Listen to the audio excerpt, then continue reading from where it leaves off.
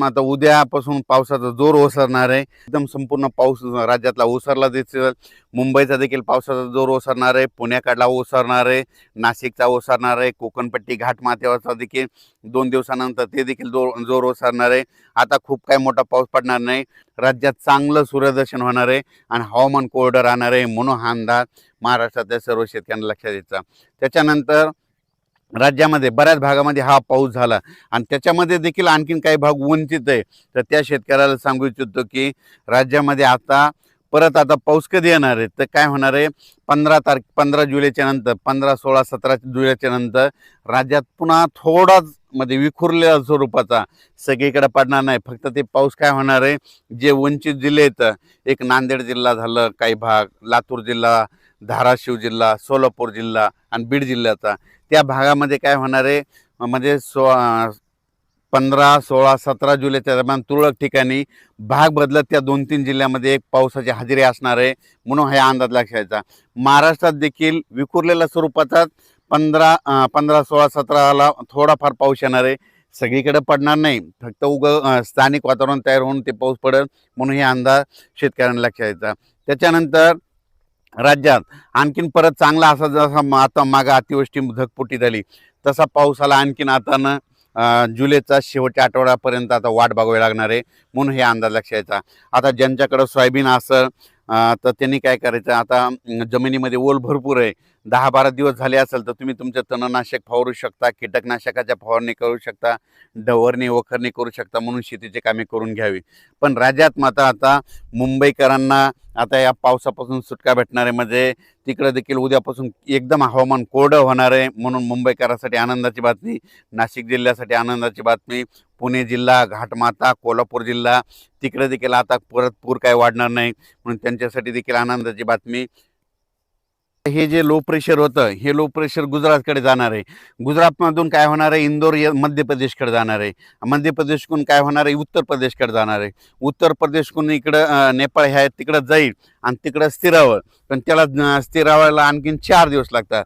मग जवळपास 12 तारखेपर्यंत जोपर्यंत शांत होत नाही तोपर्यंत आपल्या इकडे महाराष्ट्रामध्ये जवळपास 12 तारखेपर्यंत आता उद्यापासून आजपासून चांगलं वारं सुरुवात होईल आणि ते शांत होऊस तर परत पुन्हा काही आता एखादी प्रणाली तयार होत नाही, म्हणून हे अंदाज लक्षात द्यायचा। आता राज्यात मात्र उद्या 11 तारखेपासून सगळीकडे चांगलं हवामान कोरडं राहणार आहे, म्हणून हे अंदाज लक्षात द्यायचा।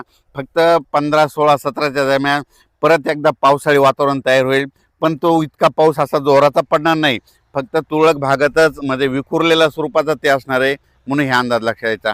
चांगल्या पावसासाठी जुलैच्या शेवटच्या आठवड्यापर्यंत वाट पाहावी लागणार आहे, म्हणून हे अंदाज देखील सर्व शेतकऱ्यांनी लक्षात घ्यावा। सोशल मीडियातून काय व्हायला थोडे अफवा पसरत आहेत की परत आता पाऊस येणार नाही, शेतकऱ्यांना घाबरू नका, पाऊस येणार आहे। जुलैच्या शेवटच्या आठवड्यात देखील असाच एकदम आता जसा पाऊस आला ते चांगला पाऊस येणार आहे, पण तुम्हाला एक सांगू इच्छितो 15, 16, 17च्या दरम्यान देखील थोडाफार पाऊस असणार आहे, म्हणून शेतकऱ्यांनी तुम्ही काय करा, आपण आपले शेतीचे कामे करून घ्या, तणनाशक मारून घ्या, कीटकनाशक मारून घ्या, कारण की पाऊस बिलकुल येणार आहे, दुष्काळ वगैरे काही पडणार नाही। त्याच्यानंतर आता जुलैच्या शेवटच्या आठवड्यात देखील एक चांगला मोठा पाऊस येईल, त्याचा व्हिडिओ आणखी 2-4 दिवसात देईल, पण तोपर्यंत शेतकऱ्यांनी घाबरून न जाता आपण आपल्या शेतीचे कामे करून घ्या, फवारण्या करून घ्या, डवरणी करून घ्या, वखरणी करून घ्या, म्हणून हे सर्व शेतकऱ्याला सांगू इच्छितो। ह्या पावसातून देखील महाराष्ट्रामध्ये काही तालुक्यामध्ये 10-15 गाव, 5-7 गाव असे वंचित राहिलेले आहेत, सोलापूर जिल्ह्यातले, लातूर जिल्ह्यातले, बीड जिल्ह्यातले, तिकडे नांदेड जिल्ह्यातले, परभणी जिल्ह्यातले, पालम ह्या परिसरातले, त्या भागातल्या शेतकऱ्याला सांगू इच्छितो 3 दिवसात देखील काय होणार आहे विखुरलेल्या स्वरूपाचा पाऊस पडणं तुम्हाला पडू शकतो, म्हणून हे अंदाज लक्षात घ्यायचा। आणि याच्यातून तुम्ही वंचित राहिले तर परत पुन्हा काय होणार आहे 15, 16, 17च्या दरम्यान एकदा थोडाफार पाऊस येणार आहे, ते मात्र ते पडून जाईल, म्हणून शेतकऱ्यांनी हे देखील अंदाज लक्षात घ्यायचा। त्याच्यातून जर उरले तर परत एकदा जुलैच्या शेवटच्या आठवड्यात पाऊस येणार आहे, दुष्काळ वगैरे काय पडणार नाही। मी म्हटलं ना यावर्षी शेतकऱ्यासाठी चांगलं साल राहणार आहे, पिकं चांगले येणार आहेत। परत एकदा काय होईल पुन्हा जुलैच्या शेवटच्या आठवड्यात परत एकदा काय होईल बंगालच्या खाडीमध्ये परत तिकडे काय होईल भुवनेश्वर आणि चेन्नईच्या दरम्यान परत एखादं चक्रवादळ तयार होईल आणि ते पाऊस इकडे येईल। आपल्या महाराष्ट्राला यावर्षी काय होणार आहे, काही अर्ध्या भागाला पुरेपूर पाऊस येणार आहे आणि मुंबईकडे काय होणार याच्यापर्यंत अहिल्यानगरपर्यंत अरबी समुद्राचा पाऊस येणार आहे। हे मग आपल्याला खालून पाऊस पुरेपूर येत असल्यामुळं यावर्षी चांगला पाऊस पडणार आहे। शेतकऱ्यांनी घाबरून न जाता आपण आपल्या पेरणीचं आपलं हे तयारी ठेवावं. पिकाचं संरक्षण करण्याची काळजी घेणे सगळ्यात महत्त्वाचं गरजेचं आहे.